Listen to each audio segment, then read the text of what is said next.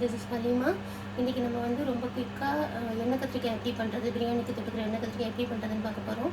இதில் நிறைய வேரியேஷன்ஸ் இருக்குது. இன்றைக்கி நான் காட்டப்படுறது ரொம்ப சூப்பர் ஈஸி மெத்தட், நல்லாவும் இருக்கும். நம்ம பார்க்கலாம். இப்போ நான் 1/2 கிலோ கத்திரிக்காய், 500 to 600 கிராம்ஸ் கத்திரிக்காய் இந்த மாதிரி ரெண்டாக நறுக்கி கீரல் போட்டு வச்சுருக்கேன்.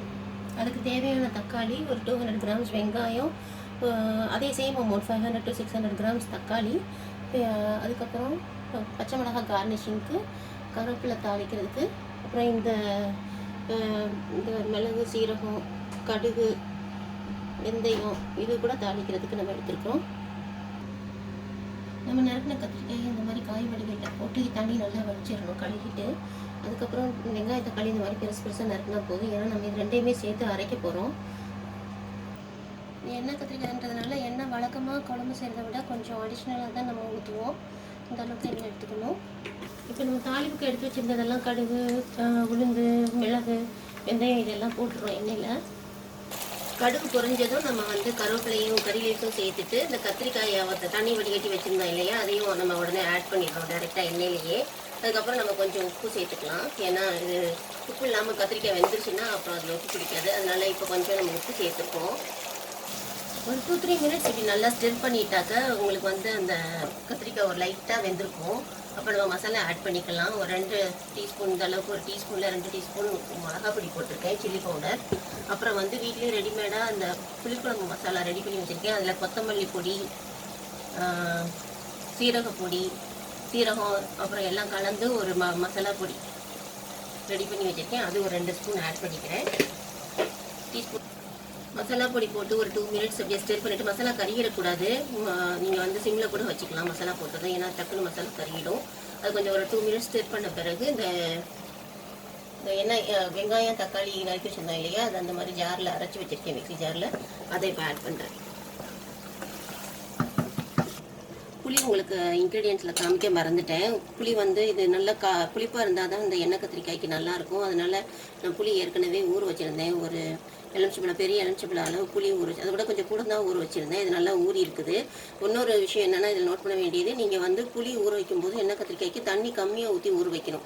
ஏன்னா நம்மளுக்கு எண்ணெய் கத்திரிக்காய் நல்லா கட்டியாக வேணும் பிரியாணிக்கு. அதனால் கொஞ்சம் தண்ணி கம்மியாக ஊற்றி ஊற வச்சுக்கோங்க. இந்த மாதிரி நல்லா கட்டியாக கரைச்சிக்கணும்.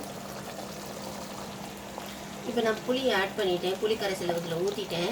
அந்த மசாலா எக்ஸ்ட்ரா மசாலா ஆட் பண்ணேன் இல்லையா, மிளகா பொடி தவிர, அது வந்து கொத்தமல்லி பொடி 1 ஸ்பூன் 1.5 ஸ்பூன், உங்களுக்கு அந்த மாதிரி மொத்தமாக அரைச்சது இல்லைன்னா 1 ஸ்பூன் ஒரு 1.5 ஸ்பூன் கொத்தமல்லி பொடி டீஸ்பூனில் போட்டுட்டு, அப்புறம் ஒரு 1/4 ஸ்பூன் அளவுக்கு சீரகப்பொடி போட்டுக்கலாம். சீரகப்பொடி இல்லைன்னா பரவாயில்ல, ஏன்னா நம்ம தாளிப்பு சீரகம் போட்டுக்கோம், அதனால பிரச்சனை இல்லை. இதெல்லாம் போட்டுட்டு நீங்கள் வந்து செக் பண்ணி பாருங்கள், புளிப்பு அதிகமாக தெரியுதா, காரம் கம்மியாக இருக்கா அப்படின்னு பார்த்துட்டு, இந்த ஸ்டேஜில் கூட காரம் கம்மியாக இருக்குன்னு நீங்கள் ஃபீல் பண்ணிங்கன்னா கொஞ்சம் மிளகாப்பொடி எக்ஸ்ட்ரா ஆட் பண்ணிக்கலாம். ஏன்னா நம்ம மசாலா கொஞ்சம் எக்ஸ்ட்ரா ஆட் பண்ணும்போது இந்த புளிப்பு வந்து குறைஞ்சிடும். நீங்கள் தெரியாமல் நிறையா புளிப்பு ஊற்றிட்டோம்னு நினச்சா கூட அது வந்து குறைச்சிடும். அதனால் இந்த ஸ்டேஜில் நீங்கள் ஆட் பண்ணிவிட்டு, ஏன்னா நம்ம இன்னும் கொஞ்சம் சிம்மில் வச்சு கத்திரிக்காய் வேகார அளவுக்கு விடுவோம், அதனால் பச்சை வாடை வராது. இந்த ஸ்டேஜில் நீங்கள் எதெல்லாம் கம்மியாக இருக்கோ அதை சரி பண்ணிக்கலாம். நான் இப்போ உப்பு காரெலாம் செக் பண்ணிவிட்டு எல்லாம் கரெக்டாக இருக்குது. இது நான் வந்து அப்படியே சிம்மில் வச்சிடுறேன். மூடி வச்சு சிம்மில் ஒரு 5 மினிட்ஸ் to 7 மினிட்ஸ் அந்த கத்திரிக்காய் வேகிற அளவுக்கு சிம்மில் வச்சிடுறேன். இப்போ பார்த்தீங்கன்னா ஒரு 5 to 7 மினிட்ஸ். இது ரொம்ப டெண்டர் இந்த பிரிஞ்சால், அதனால சீக்கிரம் வெந்துடும். இது ஒருவேளை நீங்கள் உங்கள் ஊரில் கிடைக்கிற இது வந்து கொஞ்சம் முத்தலாக இருக்கும், இல்லை இருக்கும், வேகிறதுக்கு கொஞ்சம் டைம் எடுக்கிற மாதிரி இருக்குதுன்னா நீங்கள் கூட கொஞ்சம் நேரம் வச்சுக்கலாம். நீங்கள் வெந்துருச்சா இல்லையான்னு செக் பண்ணுறதுக்கு ஒரு கத்திரிக்காய் எடுத்து நீங்கள் இப்படி நசுக்கி பார்த்தா ஈஸியாக நசுங்கிடும்.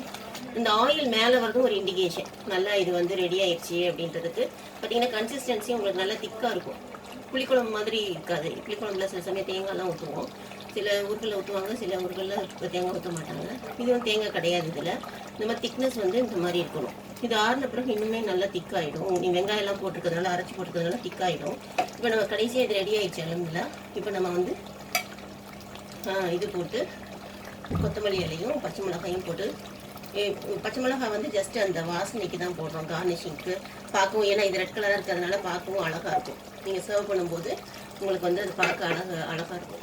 ஸோ இந்த மாதிரி போட்டுட்டு நீங்கள் அப்படியே அதை முடிச்சுக்கலாம். இதுதான். தேங்க்யூ.